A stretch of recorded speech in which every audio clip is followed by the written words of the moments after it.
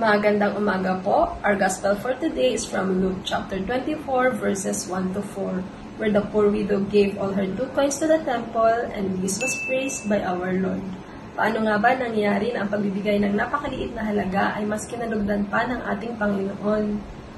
The widow, out of her poorness, sa kabila ng kanyang kawalan, mas na-realize niya pa na may mas higit na nangangailangan kaysa kanya. And that whatever little she had, she could still give para makatulong sa mga nangangailangan. So the Lord sees not the amount given, nor the act of giving, but the spirit behind the action. He sees the heart that could sacrifice for others, the faith that is so strong that you could allow yourself to endure with having nothing. So totoo nga po na the Lord loves a generous giver.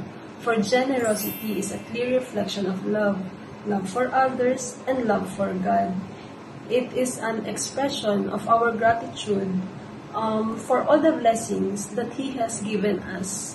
Siyempre, acknowledging that everything that we have is ultimately a gift from Him. When we give generously, we align our hearts with God's will, trusting that His love and provision are enough to meet our every need. We could show generosity in so many ways, by offering our time, showing kindness, encouragement, and especially prayers for others. It is in these little and silent acts of service, words of comfort, and especially sacrifices that reflect the heart of a true giver.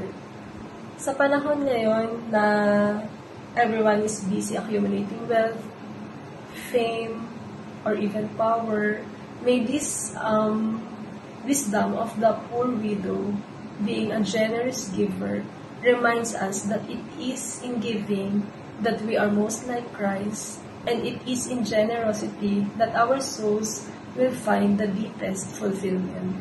Nawa bawat isa sa atin ay maging taos-pusong mapagbigay, bukas palad na mapagbigay, nang tayo ay kalugdan ng ating Panginoon. Maraming salamat po. Please don't forget to subscribe on Facebook page, YouTube account, and download our Facebook apps and register at www.facebook.ph. Thank you.